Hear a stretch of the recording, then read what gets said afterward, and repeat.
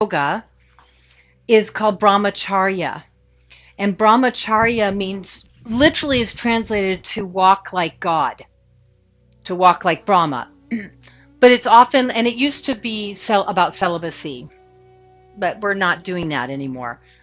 It's now more loosely translated. It's kind of evolved as the years have gone by into moderation in all things. So even in the things that you do that are good for yourself, like practice, moderation in the sense that you are not ignoring when you need to slow it down or make it easier. I could also say,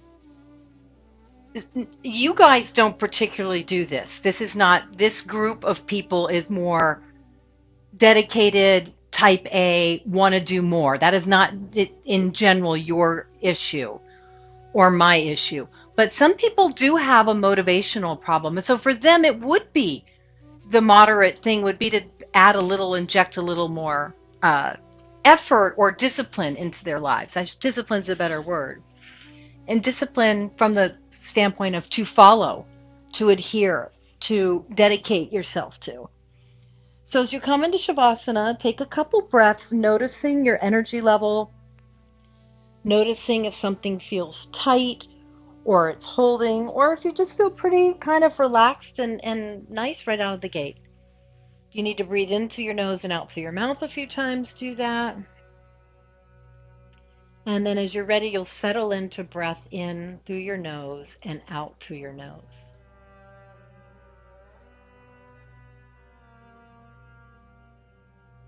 Every breath out, letting go. And every breath out, you might choose to exhale a little more strongly and start to engage your abs by pulling your belly button straight back towards your spine. I like to also pull it back and lift it up towards the heart, which gives you a very subtle form of Uddiyana Bandha. That's the bind at the solar plexus. And it's also giving you a little bit of Mula Bandha. That's a little harder to feel. And on the physical, Mula Bandha and Uddiyana Bandha help us to really bring energy to the organs themselves in the abdomen. More superficially, they tone the pelvic floor and the belly. Do 2 more breaths.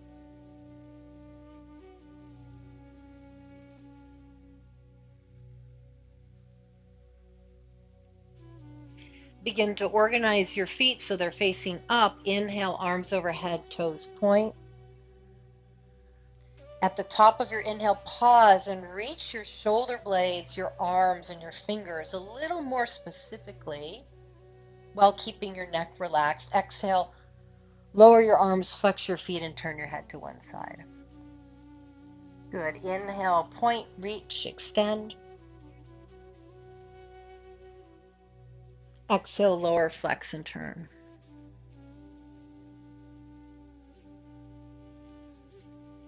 Continue this work. So we're going to do something a little weird today. We're going to do kind of a regular warm-up that we usually do, similar to what we usually do. And then we're going to do variations of Paschimottanasana, seated forward fold, which is usually a pose that I put in the category of something I want to work up to towards the end of practice. And we're going to play around with exploring it because I want, over the next day or so, I want you to let me know if doing a long-held practice, a long-held pose, earlier in the practice is beneficial for you or not. So we're just playing around with some of these ideas on the physical. 1 more each side of the head turn.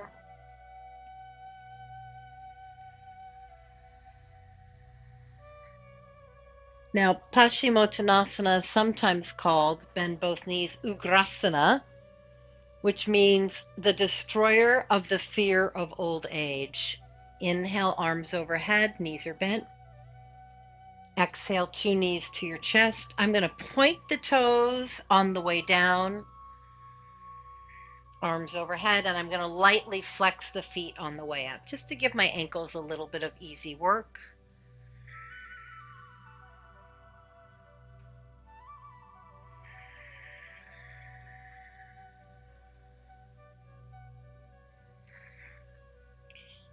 If your neck and shoulders are tight, then I would skip lifting the head. If you want a little bit more, add lifting your head as you exhale. Great. God, it's a lot of people's birthdays today. Yet the last 2 days and today, I know a lot of people having birthdays.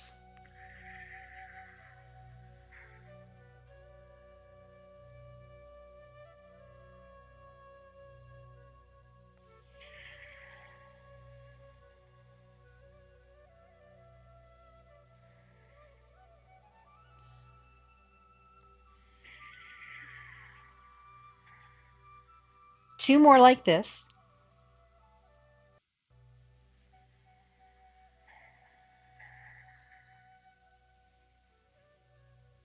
Now, option A, grab your legs, pull your knees to your chest, and hang out in Apanasana. Option B, nose towards your knees, Apanasana. This is giving us more spinal flexion, which is what we do in Paschimottanasana. Option C, arms forward, chin away from chest. Extend your right leg hovering for 8.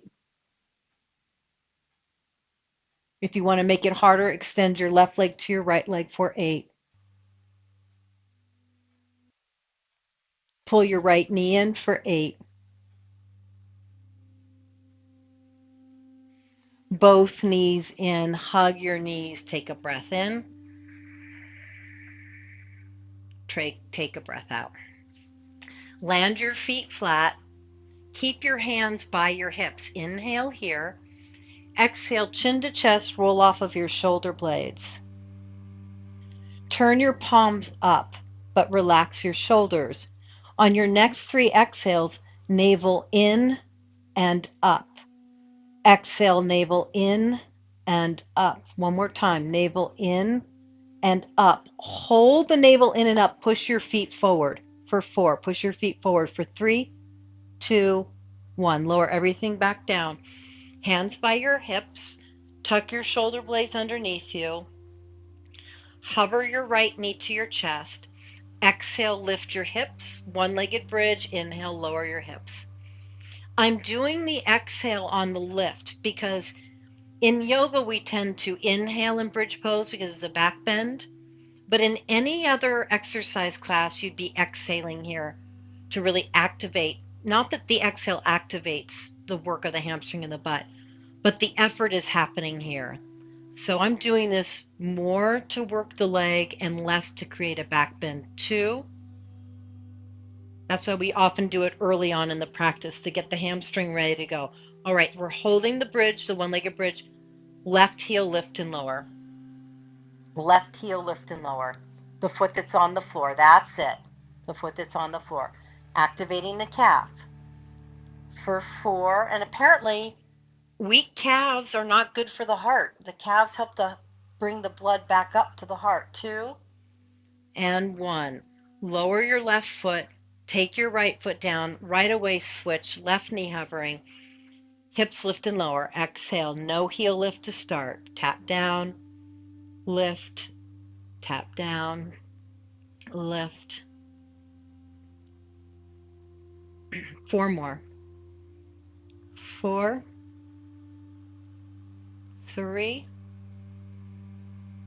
2. We're holding, and if you like, add a heel lift. Lift the heel and lower. Take your time. Always think of your big toe. Watch dropping the foot dramatically. Try to organize your foot. Make sure that you're slowly lifting, good sit, and slowly lowering. 4, 3, good Sandy. Good David. 2, nice Laura. Great Stevie Ann. 1, awesome. Everybody come on down. Hug right knee to chest. Roll your ankle out a few times. Go the other way. Great. Now hold the back of your right thigh. This is a little different. We've done it before, but we don't do it a lot. I want you to bring your right thigh as close to your chest as you can. Let your shoulders relax. Now, The goal is not to straighten your leg. The goal is to keep your right thigh as close to your chest as you can and straighten your leg as much as you can. When you feel your thigh move away from your chest, you've gone too far. Good, Lori. Does that make sense? Hopefully it does. The goal is to keep your right thigh connected to your rib cage and your chest. Then you work on straightening your leg. Nobody's going to straighten their leg completely. When you have, good, Catherine, when you have to move your thigh, that's when you stop. And really focus on straightening your leg from the inside of your right knee to your right big toe. So this stretch gets a little bit more into the buttock. We've taken some of the calf out of it. Take another breath in. Now we're going to straighten the leg, and yes, it's going to move away from your chest, but you want to keep it as close to your chest as you can. Good, Stevie Ann, really good. Take a nice, Julie. Take another breath in. Nice, Lori. Another breath out. Now, hold this stretch. You don't have to do anything else. I know some of you want a little more activity. If that's you, lift up. Reach your arms forward. Slide your left leg long. Lift your left leg up. Hold here or point your right foot to your left foot. Flex and lift. Point down and lift. Point. You could do this with your head down too if you need less work for your neck, because it will probably tap on. For 4, for 3, for 2, for 1. Come back to the hamstring stretch. Slide your left leg in if it was long. 2 breaths. Now, the reason I'm giving you this before Paschimottanasana, before seated forward fold, is it's usually more accessible for us to find these deep stretches on the back when we have some freedom through the pelvis. When you're seated, the pelvis is fixed to the floor. Exhale, left knee to your chest. And then you're required, roll your ankle out, to have flexibility in the hamstring and the calf and in the pelvis itself, and even into the back. Change the other side. So this is a little simpler. We've taken the pelvis somewhat out of it, the back somewhat out of it, and now we can focus on the leg. Take your left leg to the sky. We're starting with this weird version, left knee into your chest. You're working on bringing your thigh as close to your chest as you can, so you're not even thinking about straightening your leg. Get that in your body for a few breaths so that you can feel when you start to kick the leg towards straight, right at that moment when the leg wants to move away from the chest to get straighter, that's where you hold the pose. Might be completely different on this side. Deep breaths. So you want to give yourself at least 30 seconds to let the tissues react to what you're doing. Deep breaths, shoulders as relaxed as you can. This will feel somewhat active because you're pulling the leg into your own body. And then there's a restriction of keeping the leg at your body as you lengthen or attempt to lengthen your thigh. One more breath here. Now you're going to work towards a straight leg. You're going to keep your thigh as close to your chest as you can, but it will move slightly away as you get straighter. And you could be feeling this in so many places. Now, if you want more activity, lift up. Now you're into some spinal flexion. You can reach your arms forward to make it more active. You could hover your right leg long, and you could add movement if you like. Point your left foot towards your right foot. Exhale, flex and lift. Working the ankle again. Chin away from chest. You could also do the movement with your head down and take some of the work out for the upper body for 4, 3, 2, and we all meet back in the hamstring stretch. Slide your right foot in. Modified Supta Padangusthasana. Take a couple of breaths. See if you can get a little more reach up through the base of your big toe.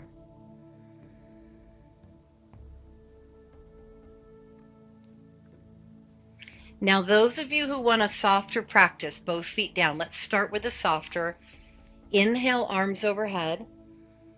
Knees are bent. Exhale, rolling up. This is the softer practice. I want you to do about 8 or so. You'll turn to your side when you finish those, and you'll sit up. We'll all meet in forward fold. Those of you who want something more challenging, exhale, chin to chest, roll up. Inhale, roll back down, pull your belly in, reach your legs long. Exhale. Oh, you can see I don't quite have it. Ideally, when you do these, your shoulders and your arms stay relaxed on the way up. And I always say, if you do them every day, they get easier. If you don't do them every day, they're just horrible, if I'm being honest. Good. So